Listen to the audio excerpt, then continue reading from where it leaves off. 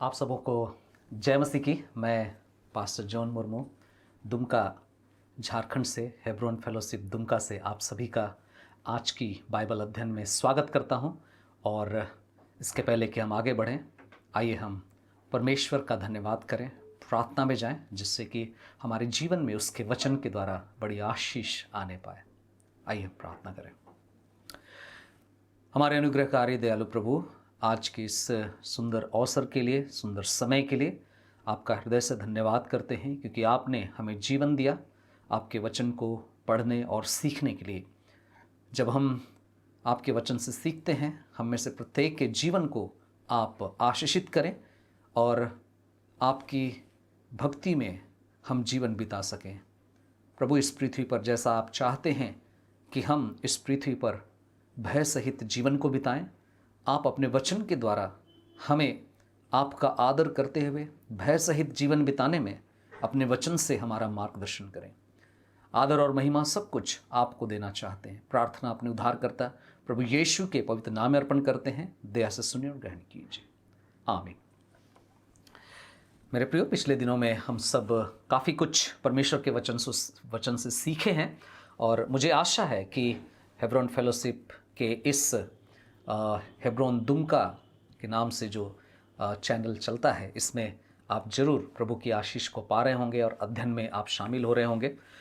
ये कोई ऐसा नहीं है कि कोई नई बात है, लेकिन हो सकता है जब आप वचन को सुन रहे हों, प्रभु आपसे बात करे और आप वचन के द्वारा आशीषित किए जाएं, प्रभु के द्वारा आप सावधान किए जा सकें, क्योंकि परमेश्वर का वचन हम सब के लिए इसलिए दिया गया है ताकि इसे हम पढ़कर अपने जीवन में, जैसा पौलुस तीमुथियुस को कहता है कि ये पवित्र शास्त्र जो प्रेरणा से रचा गया है, आत्मा की प्रेरणा से रचा गया है, ये जीवन के बहुत सारे बातों में काम में लाया जाए, इसके द्वारा उत्साहित हो सके हम, इसके द्वारा हम सुधारे जा सके, इसके द्वारा कई उदाहरणों के द्वारा हम और भी अधिक बेहतर जीवन को जी सकें।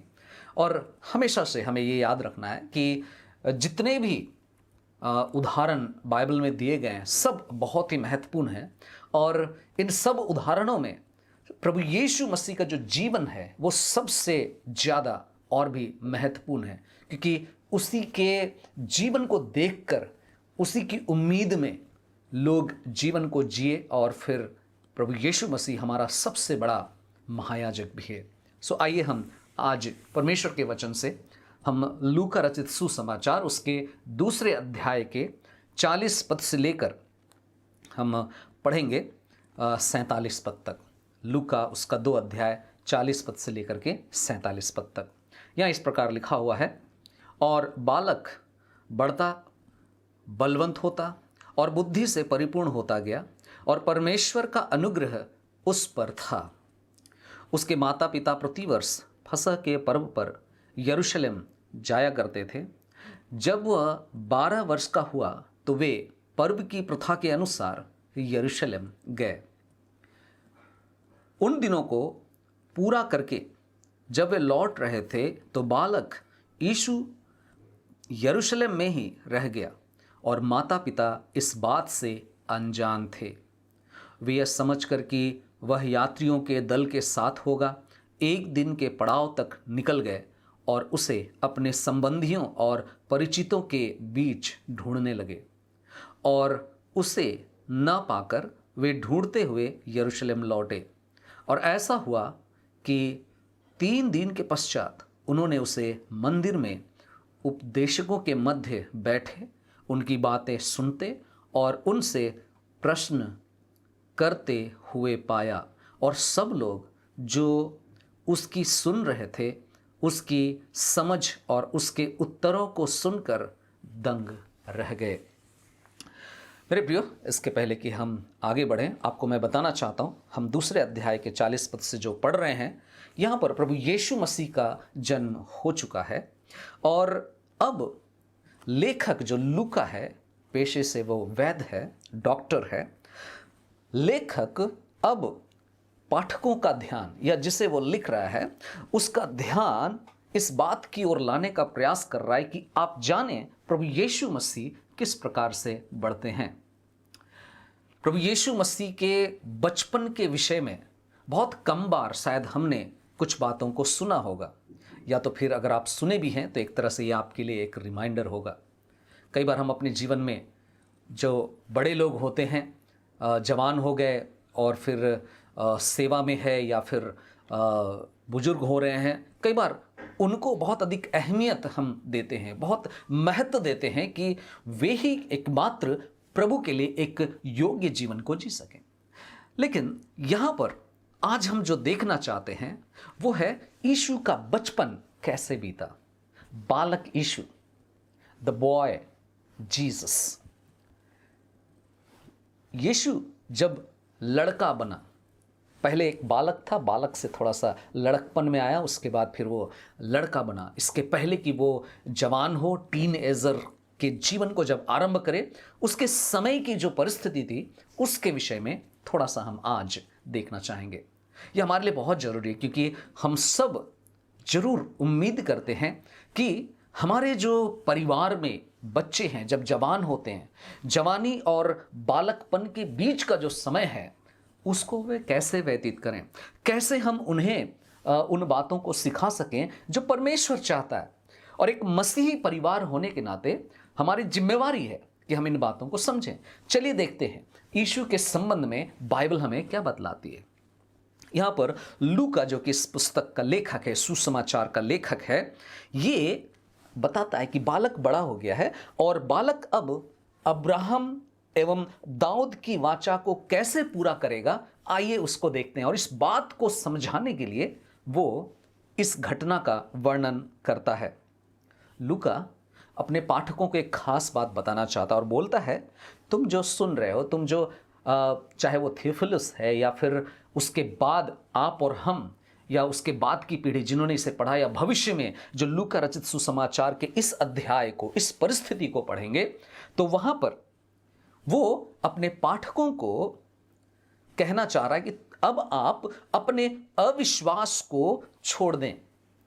यहूदी लोग, बहुत सारे लोग हैं जो उस समय में रह रहे थे। कहता है अपने अविश्वास को छोड़कर अब आप इस बच्चे में विश्वास को अपनाने में, इस बच्चे के जीवन के द्वारा जो हमारा विश्वास दृढ़ होने वाला है, इस बालक यीशु की ओर ध्यान लगाएं। और इसलिए इस बात को कहने के लिए उसने सारी बातों का वर्णन किया। यीशु मसीह, जिसका जन्म एक, हम कह सकते हैं कि एक ऐसे परिवार में हुआ जो कि किसी भी तरह से उसके माता पिता एक याजकीय घराने से नहीं थे। यीशु का जन्म एक अविश्वासी याजक के रूप में जरूर आरंभ हुआ है, लेकिन जब उसने अपना जीवन का समापन किया, वो एक बहुत बड़ा, हम कह सकते हैं सबसे महान याजक के रूप में वो अपने जीवन को समाप्त किया। लूका यहां पर अब प्रभु यीशु मसीह के वास्तविक मानव विकास का वर्णन करता है। किस प्रकार से यीशु मसीह एक संपूर्ण मानव के रूप में विकसित हो रहे थे, उसके बारे में बात करता है। वो कहता है कि प्रभु यीशु मसीह मानसिक एवं शारीरिक रूप से वास्तविक स्वभाव को पूरी तरह से प्रकट करता है और एक मनुष्य के जीवन में कैसे बढ़ना चाहिए, किस तरह से उसका विकास होना चाहिए, वो बतलाता है।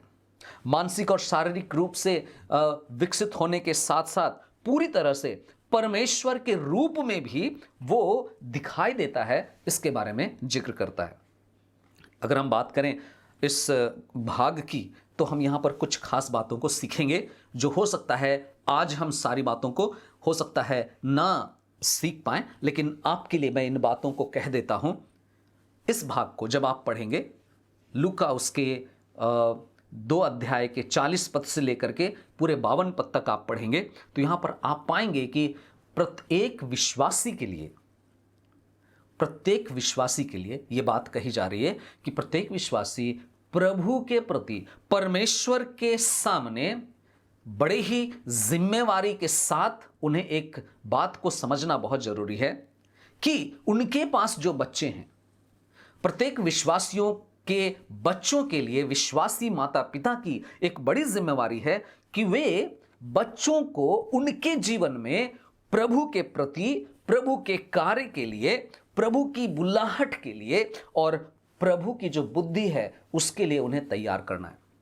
जनरली हम लोग अपने बच्चों को, हम विश्वासी जो प्रभु को जानते हैं, अपने बच्चों को बहुत सारी बातों के लिए तैयार करते हैं। अगर उसे साइंटिस्ट बनाना है, अगर उसे डॉक्टर बनाना है, अगर उसे इंजीनियर बनाना है, उसके लिए हम बचपन से उसके दिमाग में, उसके आसपास माहौल को ऐसा क्रिएट करते हैं जिससे कि वे जब बड़े हों तो वो ये बन जाए।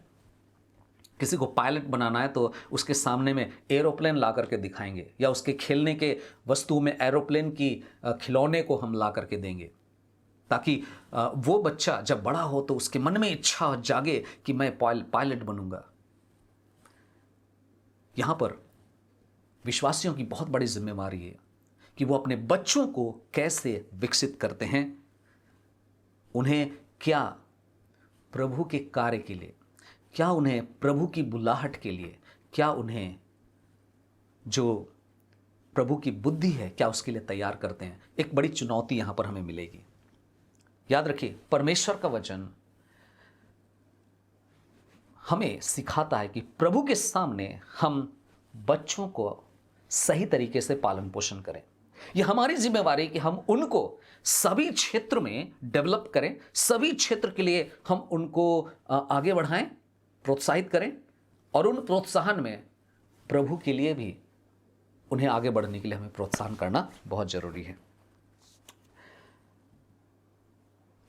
चलिए बात करते हैं। यीशु एक लड़का के रूप में, एक बालक के बाद जो समझदारी योग्य जवानी से पहले जो स्थिति है उसमें एक लड़का के रूप में वो हमें क्या सिखाता है। यदि हम यहां पर पढ़ेंगे तो प्रभु यीशु मसीह की सारी गतिविधियां हमें कुछ बातों को याद दिलाती है, और हम माता पिताओं को, विश्वासी माता पिताओं को यह सिखलाता है यह भाग कि बच्चों को उनके जीवन में प्रभु के कार्य के लिए तैयार करें। दूसरी बात जो यहां पर आप देख सकते हैं, बच्चों को उनके जीवन पर प्रभु की बुलाहट के लिए तैयार करें। और तीसरी बात जो यहां से हम पाएंगे, बच्चों को उनके जीवन में प्रभु की बुद्धि के लिए तैयार करें। Prepare children for the work of the Lord in their lifes, prepare children for the call of the Lord on their lifes, prepare children for the wisdom of the Lord in their lifes. आज हम बात करेंगे प्रभु के कार्य के लिए अपने बच्चों को तैयार करना। हम बहुत सारे कार्य के लिए उनको मोटिवेट करते हैं, बहुत सारे कार्यों के लिए हम अपने बच्चों को तैयार करते हैं। चलिए देखते हैं यीशु क्या कर रहा था।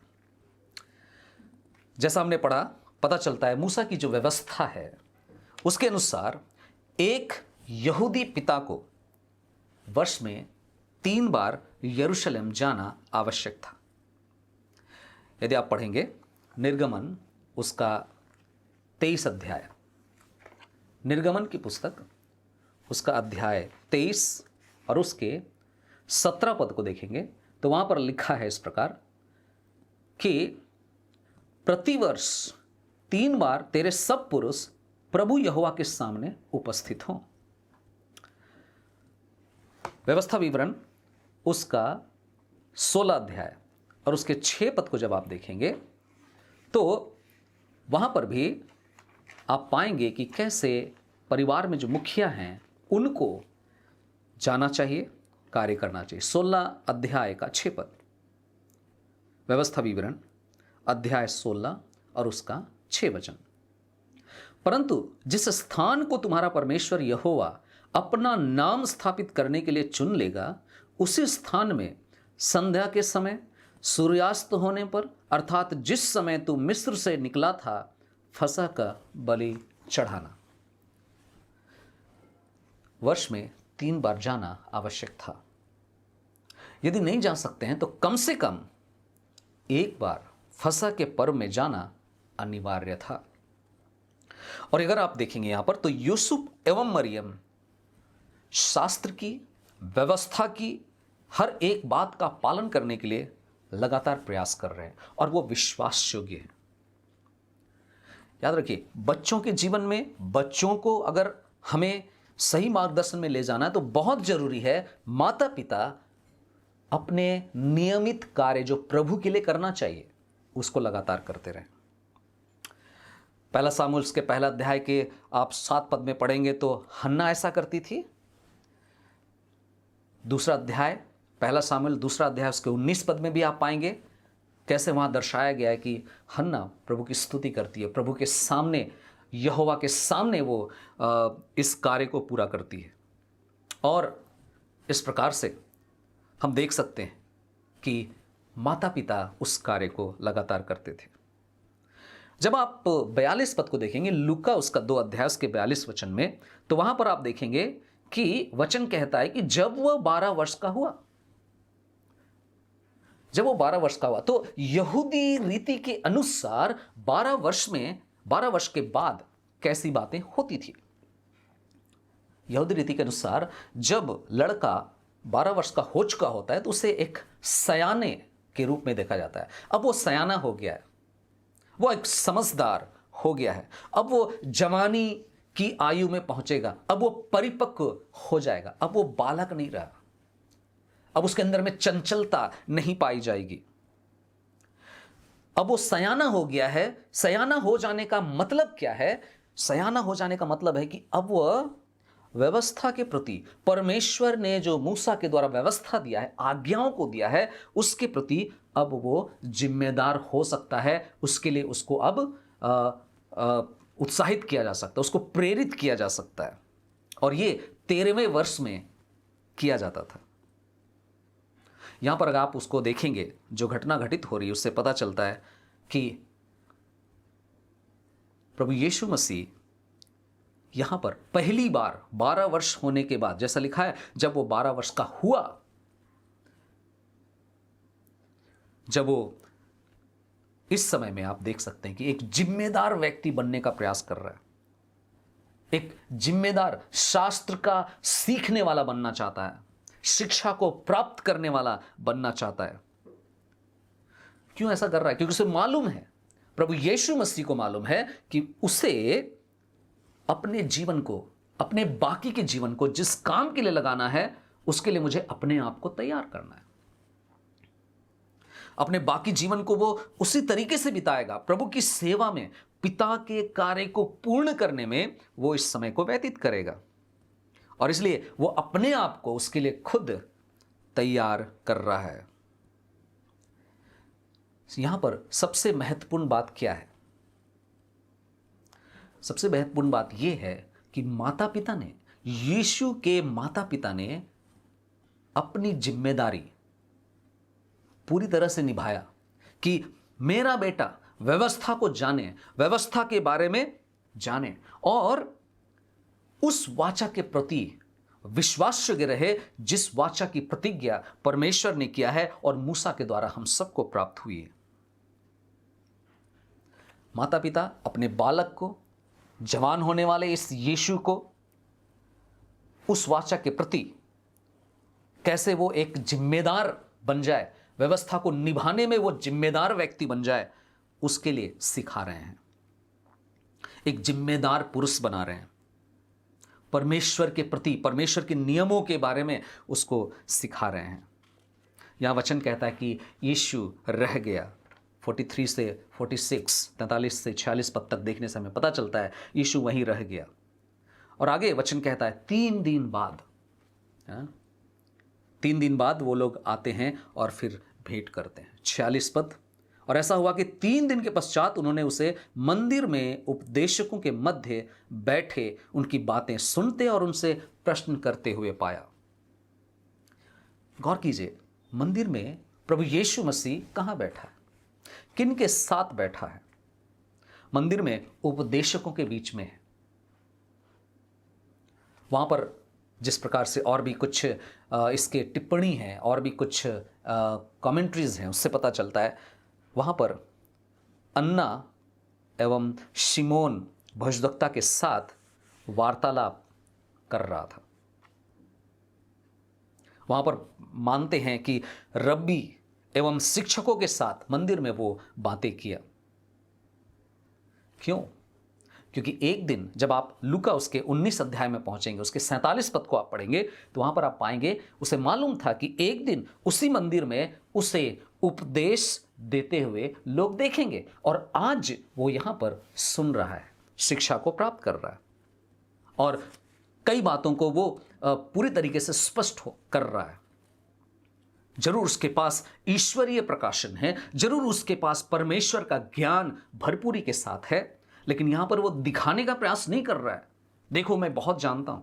लेकिन जरूर उसकी बातों से सभी लोग चकित होते हैं, क्योंकि उसका जवाब वास्तव में उस समय के शास्त्र जानने वाले लोगों से भिन्न था, अद्भुत था और बहुत सटीक जवाब दिया करता था। जो फसह के पर्व का समय होता था, अक्सर उस समय में लोग कुछ समय रुक करके वहां पर सीखते थे, व्यवस्था को सीखते थे। फसह के संबंध में, फसह के भविष्यवाणी के संबंध में, जो बातें फसह के दिनों में हुई थी उसके बारे में जानकारी को प्राप्त करने को लेकर ऐसा करते थे। और 47 पद कहता है कि और सब लोग उसकी सुन रहे थे और उसकी समझ और उसके उत्तरों को सुनकर दंग रह गए। इस पद से हमें क्या पता चलता है? एक 12 साल का लड़का शास्त्र के प्रति न केवल जागरूक है, बल्कि कईयों के लिए और विशेषकर शास्त्र को अगर कोई सीखना चाहता है तो वो यीशु के जीवन से, यीशु के इस तरह के उत्तर देने और प्रश्न करने की जो इच्छा है, उससे उसके अंदर प्रेरणा जाग जाएगी कि वे भी शास्त्र को जाने। प्रभु यीशु मसीह परमेश्वर के वचन को जानता है, व्यवस्था को जानता है। क्या आज हमारे बच्चे जो 11-12 साल के हैं, क्या आज हमारे बच्चे परमेश्वर के वचन को जानते हैं? कितना अधिक हम इसके प्रति जागरूक हैं, कितना अधिक हम अपने बच्चों को, जब वे शायद 5th या 6th या 7th स्टैंडर्ड में हैं, तो हम उनके प्रति पढ़ाई के साथ साथ इस बात की भी फिक्र करते हैं कि पुराने नियम में कितनी पुस्तकें हैं, नए नियम में कितनी पुस्तकें हैं और कौन सा अध्याय कहां पर है, कौन सा वचन कहां पर है। क्या आज हमारे बच्चे इस तरह से परमेश्वर के वचन के बारे में, परमेश्वर की योजना के बारे में जागरूक हैं? यदि है, प्रभु का धन्यवाद हो। लेकिन जहां तक मैं कभी कभी देखता हूं, शायद आप भी महसूस करेंगे, आज बहुत सारे हमारे मसीही बच्चे परमेश्वर के बारे में, उद्धार के बारे में, व्यवस्था के बारे में, परमेश्वर के वचन के अर्थ के बारे में बहुत कुछ नहीं जानते। यीशु जिस समय में है, 12 साल को पूरा किया है, वो जानता है। यहां पर हो सकता है हम अपने आप को अलग करना चाहें, ये बता करके कि अरे वो तो परमेश्वर का पुत्र था। याद रखिए, परमेश्वर का पुत्र था, लेकिन उसने 30 वर्ष से पहले कभी भी किसी भी तरह का कोई आश्चर्य कर्म नहीं दिखाया, कोई अद्भुत काम नहीं दिखाया, कोई सेवकाई नहीं की। जो सेवा उसने किया 30 साल के बाद किया, और इस दौरान उसने अपने आप को सिखाने में, अपने आप को तैयार करने में पूरी तरह से सौंपा, जैसे कि उसके माता पिता ने उसके लिए तैयार किया था, उसके लिए जो उपाय किया था, उस सब में वो हिस्सा लिया। यहां पर यशायाह उसका 11 अध्याय उसके 2 पद की बात पूरी होती है, जहां पर उसके विषय में कहा गया था कि उसके पास बुद्धि की आत्मा होगी एवं समझ उसमें होगा। वो बात यहां पूरी होती, क्योंकि जब वहां पर सब लोग सुन रहे थे, सब दंग रह गए। वचन कहता है कि उसके उत्तर को सुनकर सब दंग रह गए। वो वहां पर विवाद नहीं कर रहा था, वो वहां पर और अधिक जानकारी ले रहा था और साथ ही साथ बतला रहा था कि क्या इसका अर्थ ये है, और उसे सुनकर लोग समझ रहे थे कि हां, वास्तव में ये तो बहुत कुछ जानता है। मेरे प्रियो, आज हम अपने बच्चों के लिए कैसा प्रावधान रखें? यीशु का बचपन, यीशु का लड़कपन आज हमारे लिए एक बहुत ही अधिक प्रेरणादायी हो सकता है। क्यों? क्योंकि ये हमारे बच्चों के लिए, हम माता पिताओं को एक चुनौती देता है कि क्या हम अपने बच्चों को प्रभु के कार्य के लिए उनके जीवन में उनको तैयार कर रहे हैं, या उनके जीवन में केवल दुनिया की बातें, दुनिया की सब चीजों के लिए हम उनको मोटिवेट कर रहे हैं? क्या हमें नहीं करना चाहिए? क्या प्रभु के कार्य के लिए अपने बच्चों को तैयार नहीं करना चाहिए? तो यहां पर हमें क्या करना है? हम जो माता पिता हैं, दादा दादी हो गए हैं, नाना नानी, चाचा चाची, जो भी पेरेंट्स हैं, जो भी गार्जियंस हैं, एक सोचने की बात है, हमें ध्यान देने की बात है कि क्या आप परमेश्वर के सामने बच्चों को उनके जीवन में परमेश्वर के सामने जिम्मेदारी लेने के लिए क्या आप उनको तैयार कर रहे हैं? क्या कर रहे हैं? क्या प्रभु के बारे में बात करते हैं? क्या आप उनके बीच में प्रभु के बारे में बात करते हैं? क्या वे जान रहे हैं? क्या आप उनको नियमित रीति से चर्च भेज रहे हैं?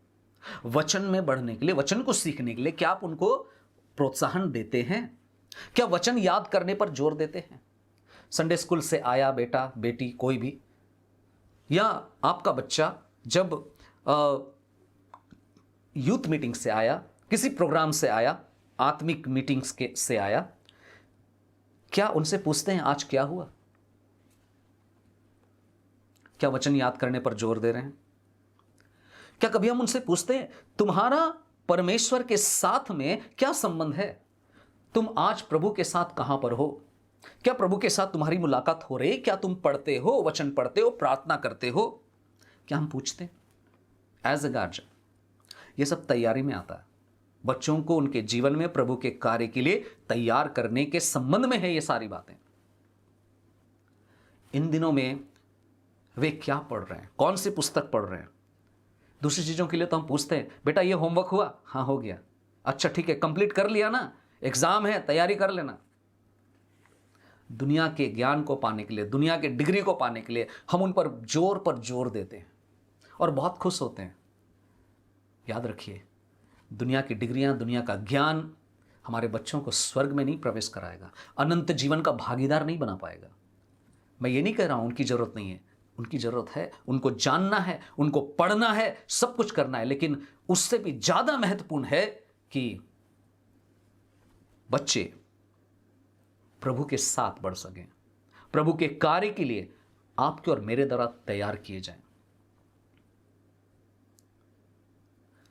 क्या आप एक वास्तविक मसीही परिवार के रूप में बढ़ रहे हैं? बस मैं इतना ही कहकर आज समाप्त करूंगा। प्रभु सहायता करे। यदि आपको इसके संबंध में और भी कुछ जानकारी आपको पाना है, यदि आप इसके बारे में और कुछ सीखना चाहते हैं, जरूर लगातार आप इस वचन को देखते रहें, क्योंकि आज बहुत जरूरी, संसार में बहुत सारे बच्चे हैं, बहुत सारे पेरेंट्स हैं, लेकिन आशाहीन जीवन जी रहे हैं। आइए हम मसीही परिवार आशा रहित जीवन ना जिए, क्योंकि हमारे पास जगत का उद्धार करता है, हमारे पास एक ऐसा विश्वास है, एक ऐसा कार्य है जिसके द्वारा आज हम समाज में एक बेहतर जिंदगी कैसे जीना है उसका एक बहुत सुंदर हम आदर्श दिखा सकते हैं। प्रभु सहायता करे। आपको उत्साहित करने के लिए इन बातों को मैंने कहा है। प्रभु आपको आशीष दे। प्रभु ने चाहा इसके आगे की भाग को आने वाले समय में हम कंटिन्यूअस इसको हम देखेंगे। प्रभु आप सबको आशीष दे। आइए हम प्रार्थना करें। प्रभु हम आपका धन्यवाद करते हैं क्योंकि आपने हम सबसे प्रेम किया। यीशु, आपका जो जीवन है, आपका बचपन का समय भी हमें बहुत सारी बातों को सिखलाता है।